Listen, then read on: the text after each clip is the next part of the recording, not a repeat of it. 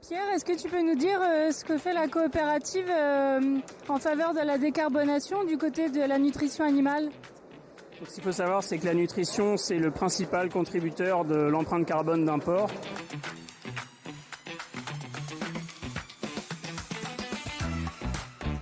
Ça fait déjà plusieurs années qu'on travaille à améliorer cette partie-là, donc on a plusieurs leviers pour faire ça. Le premier levier, c'est tout simplement d'améliorer l'efficacité de nos animaux, donc faire en sorte qu'ils consomment le moins d'aliments possible tout en ayant le meilleur niveau de performance et la meilleure croissance.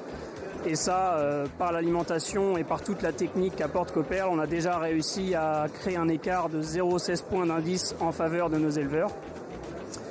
On complète aussi donc cette avancée-là par des approvisionnements responsables, donc privilégier des matières premières locales ou des matières premières tracées. Donc par exemple dans le cas du soja qui serait tracé zéro déforestation.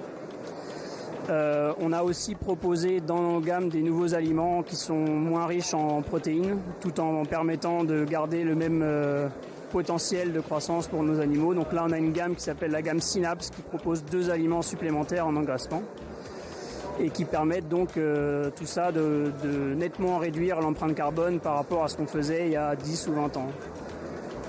Et qu'est-ce qui est prévu pour l'élevage de demain? Donc une des pistes de travail qu'on a, c'est sur l'alimentation de précision. Donc l'idée, c'est d'alimenter individuellement les cochons, une alimentation à la carte finalement, personnalisée.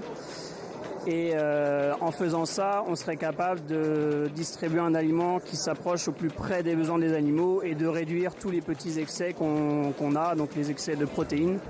Et faire ça, ça permettrait à la fois d'avoir des animaux qui aient encore un meilleur indice et aussi une empreinte carbone réduite via la diminution de la teneur en azote des aliments.